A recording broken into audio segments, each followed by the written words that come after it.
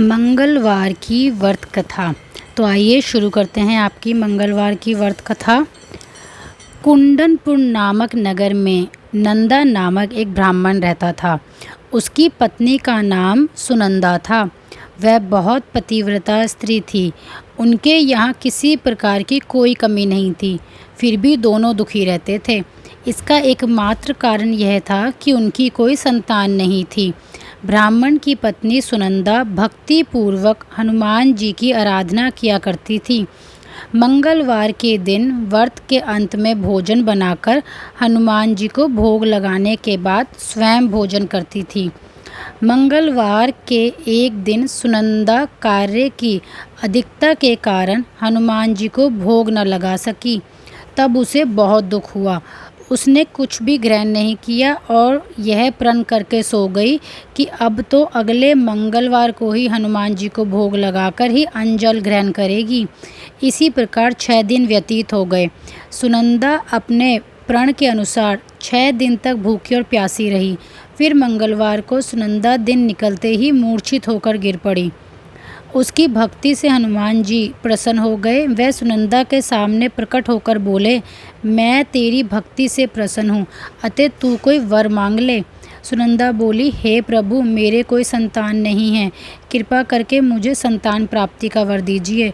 उसका आग्रह देखकर हनुमान जी बोले, तेरी यह इच्छा पूर्ण होगी। तेरे यहाँ एक कन्या जन्म लेगी। उस कन्या के अष्टांग हर रोज़ सोना दिया करेंगे। उसने जब अपने पति से यह बताया तो ब्राह्मण कन्या की बात सुनकर कुछ दुखी सा हो गया, किंतु जब उसने सोने की बात सुनी तो प्रसन्न हो गया। हनुमान जी की कृपा से सुनंदा गर्भवती हुई और उपयुक्त समय पर उसे कन्या रूपी रत्न प्राप्त हुआ। ब्राह्मण ने कन्या का नामकरण कराया। पुरोहित ने कन्या का नाम रत्नबाला रखा। किंतु इस कन्या ने पूर्व जन्म में विधि पूर्वक हनुमान जी का व्रत एवं पूजन किया था, इसलिए इसका अष्टांग बहुत सा सोना हर रोज देता था। इस सोने से नंदा नामक ब्राह्मण बहुत धनवान हो गया। साथ ही वह बहुत अभिमानी भी हो गया। रत्नबाला तेजी से बढ़ने लगी। सुनंदा ने जब देखा कि वह विवाह के योग्य हो गई है तो वह ब्राह्मण से बोली, हे नाथ, तेरी पुत्री रत्नबाला विवाह के योग्य हो गई है। आप कोई सुंदर और योग्य वर देखकर इसका विवाह कर दें। ब्राह्मण ने जब कहा कि अभी इसकी अवस्था ही क्या है, तो सुनंदा बोली, हे नाथ, पुत्री 8 वर्ष में गौरी, 9 वर्ष में रोहिणी, 10 वर्ष में कन्या तथा बाद में रजस्वला कहलाती है। गौरी के दान से पाताल लोक की, रोहिणी के दान से स्वर्ग की और कन्या के दान से इस लोक में सुखों की प्राप्ति होती है। पर यदि रजस्वला का दान किया जाए तो रोप व नरक की प्राप्ति होती है। इस प्रकार सुनने के बाद ब्राह्मण ने कहा कि अभी तो रत्नबाला 10 वर्ष की है और देख, मैंने तो 16-16 साल की कन्याओं के विवाह कराए हैं, अभी ऐसी जल्दी क्या है। सुनकर ब्राह्मणी ने कहा कि आपको तो लोभ अधिक हो गया है। पुत्री का यदि 11वें वर्ष में विवाह नहीं होता तो उसके मासिक धर्म का रक्त पिता और भाई को पीना पड़ता है।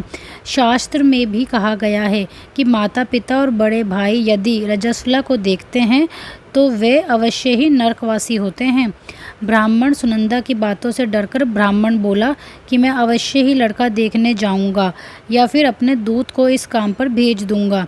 दूसरे दिन ब्राह्मण ने अपने दूत को बुलाया और आज्ञा दी कि मेरी कन्या के अनुकूल वर तलाश करके लाओ।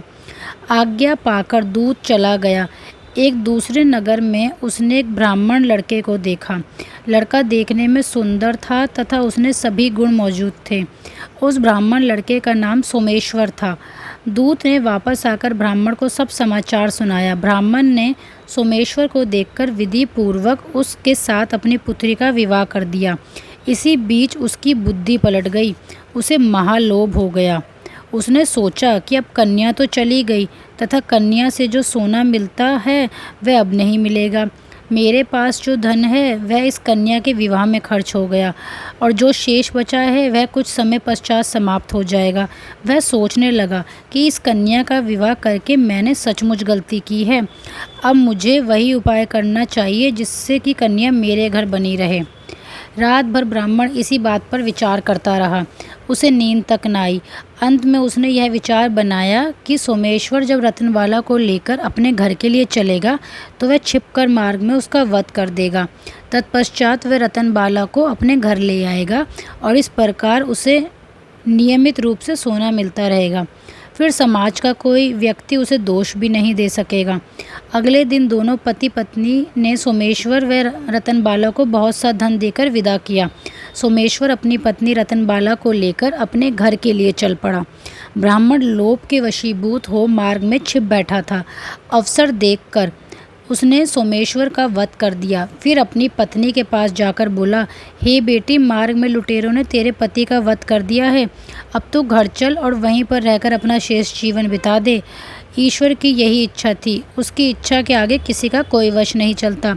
अपने पिता के द्वारा पति का मृत्यु का समाचार पाकर रतनबाला बहुत दुखी हुई। अनेक प्रकार से विलाप करते हुए वह अपने पिता से बोली, हे पिताजी, इस संसार में जिस